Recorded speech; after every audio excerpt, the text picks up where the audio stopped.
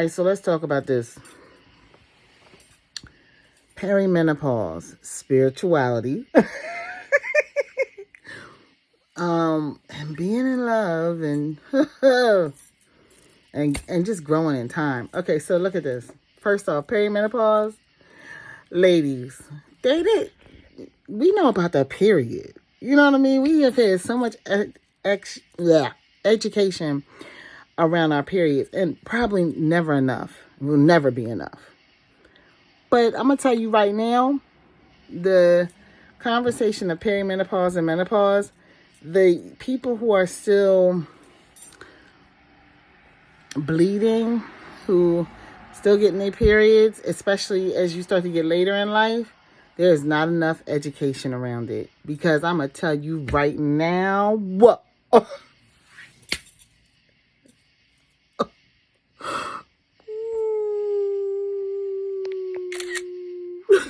Nobody told me. Nobody told me. Nobody said. I don't get hot flashes. I get warm. Like, what is that? Like, there's no sweating. There's no, but it is. Whew, hot, warm. Okay?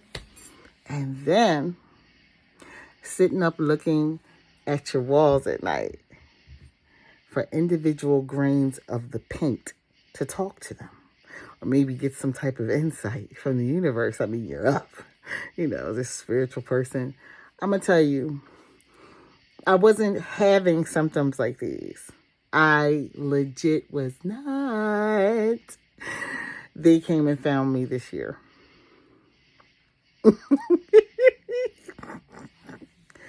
Let me tell you, I went into an herbal shop here, and this lady broke it down to me. She was like, you don't want full supplements of everything. What you want is something that's going to give you a little bit. And so whatever brand she was selling at her shop, she was like, I'm out of it now. But the next best thing that I can recommend to you, they sell it all the, they sell it all the, like CVS, Walgreens, Rite Aid. Like, she was like, you can get it at any of those. Estrogen. Let me tell you. It's been my friend. I sleep now. I'm looking for something else too. But I sleep now. And I feel better in my gut because of it. If that's the way to put it. At any rate, there's so much that's happening right now that my way of responding to life is just so different. And then my poor man, I love him dearly. He puts up with this nonsense with me all of the time. Because let me tell you, the hope and the goal for the two of us with me is that I get some sleep. So I'm doing estrogen and I'm doing this melatonin spray. Let me get out the spray. With me at all times. I'm doing this because the lady recommended it along with the estrogen. So, and here goes the estrogen. Yes, I keep these things in the bag. Okay? So that I just got what I need. Okay? And the only other thing I don't have that I run out of that I have to get more of is red clover tea. But one of the things I've noticed that's stopped me from having such harsh palpitations, no caffeine, and I'm not really eating sugar. Like, no sugary drinks. I was really against those anyway because so many people in my family are diabetic and I'm not. So I was like, no, that's just like immediately to your blood supply. Don't drink that. And no caffeine. I'm afraid of the caffeine because that getting up and having a cup of coffee at 12 in the afternoon or 1 or 2 with my lunch is over.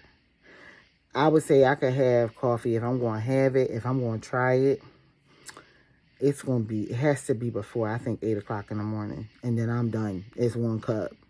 I haven't measured it, but I'm there. And I really have to be at least a week off my period because I am it's crazy. Stop it! No. I am perimenopausal. Stop.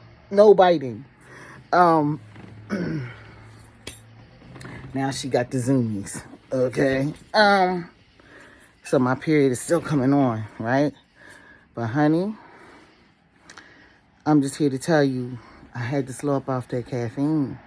And I was a real I love coffee. I'm a coffee person. But not late no more. And late for me is like, I'll inch it up to 9 or 10. Then after that, that's it. There's no coffee for me for that day. There will be green tea, because green tea makes my life easier. Red clover tea, though, is the bomb. And I also like a little hibiscus and soursop. I like those too. They're really good for the skin and just, I love them too. But this is such a new frontier. I really am not quite clear on what I'm going through. But I know that when I looked up all the symptoms, I said, oh, I got all of that. I was in denial. Look, when I finally told my mother, right? I told her, I'm perimenopausal. Oh, you finally claimed it. She was looking at me going, I think you're perimenopausal. I said, no, I'm not. And I wasn't. I didn't have the symptoms until it's like the clock struck my next birthday, which I ain't talking about right now. Struck my next birthday and boom. It's like, here comes the heart palpitations. Although they had been there since 2021. I thought it was something else. They had been there since 2021. But I'm grateful still for every decision I made since then. It was the best. Ooh, baby, roller coaster ride, but the best. And I'm very happy I did it. So let me get back to this. Then, this forgetfulness, man, it's for the birds. Okay, I'm sick of forgetting everything. So ginkgo biloba has become my friend.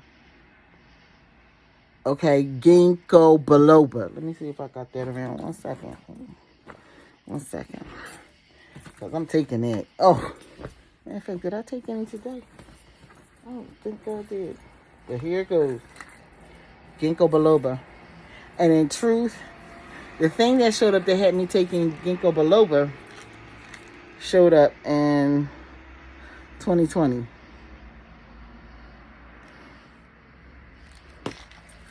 Vertigo. Vertigo showed up then.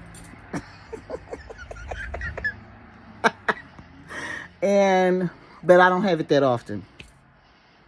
It might be once or twice a year, if that.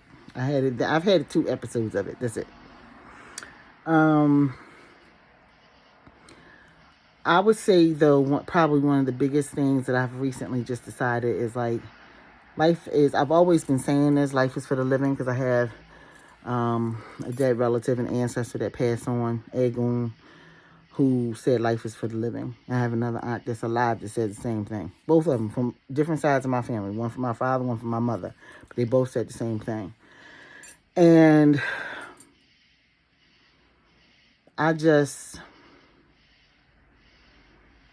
you gotta live. You have to be happy. These hormonal changes that we go through as women, and if it's one thing I would impress upon everyone, fasting is extremely important. I think during perimenopause to help cleanse your blood. Detoxing is extremely important, again, for the very same reason. And I think, I did, interestingly enough, last year, I did a parasite. Intestinal Edge is the one I use, a parasite cleanse. And it was awesome. And I will do it again. I'll probably get it soon so I can do it again. Get all my Mago 7, so I'm ready to go. Make sure I have my activated charcoal, psyllium. Just make sure I'm ready to do what I got to do. But that is very good. I believe that water fasting and tea fasting and stuff like that is extremely good. I don't think you should take it above tea. And I mean herbal tea with nothing added to it. So I think that those two things just help the body and help us to adjust as we're going through this. And I think you should do that at least once a year. But perimenopause has really brought this forward in me. Like to be like, just let stuff go. Just let your body rest for the day. Don't do a whole lot. Just go do what you got to do. If I have clients that week, I have clients. If I don't, then I don't. Life right now, and things are lining up, right? Even in the middle of crisis, life is still lining up. It's the one thing I think that is a blessing of perimenopause nobody's talking about. Okay? I'm grateful for it. I'm happy for it. But the changes, nobody educates anybody on anything. All of a sudden you feel like everything is coming through your chest like a rock's coming through. Ain't nothing wrong with you. All of a sudden this didn't happen. Because you walking back and forth in your yard. You ain't never in your life had that problem. And now you do. And I was just like, what is that? But it wasn't happening that often. Now, but since the estrogen, I'm good. I saw, and now you recognize the symptoms of why ladies are walking around with, I'm going to show you what another thing I walk around with consistently. Those of you who know, you know. Those of you who don't, you're about to know. That's what I walk around with, okay?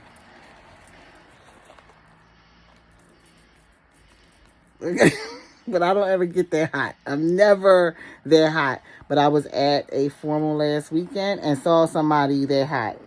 She was on fire, okay? And I so respect that because she so daintily brought out a fan.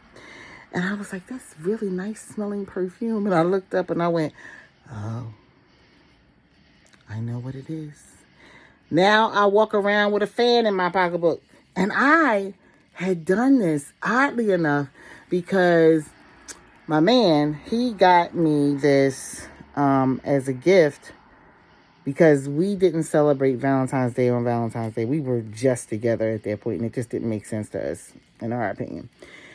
And he got me this on the day that we did designate, which was 3 months later in April. He's such a romantic person. And I just was like, I'm going to always keep one in my bag because he got me 2 of them. And I said, I'm going to, and other things. But this is something, we walked into this store. He wanted to show me this store that he shops at from time to time. And I loved them. I just loved them. So I got them. And since then, I've seen them everywhere. I see people with them, see them being sold online, etc., etc. But I'm just here to tell you, perimenopause, there needs to be more education about it. I think especially for women in their 40s who are not like my Aryan self that would decide, I don't have to think about that, it won't happen. Yes, it will. It's physiological, my fellow Aryan, whoever you are looking at this video. It is physiological, okay? Gonna happen. If you're fortunate, because it's natural. It's natural. It's part of life. Okay, y'all. I just came here to talk about that because that's a real life issue that I am going through day to day. But one of the things I can tell you is I'm getting sleep finally with the combination of the estrogen and the melatonin. And I wake up early in the morning. So anywhere between 5 and 7. Ding! Generally be around 6. And I'm up. So it's life. And I have to say, meditation is a very good piece to play with this, to use with this. All right, everybody. Have a good day. Peace.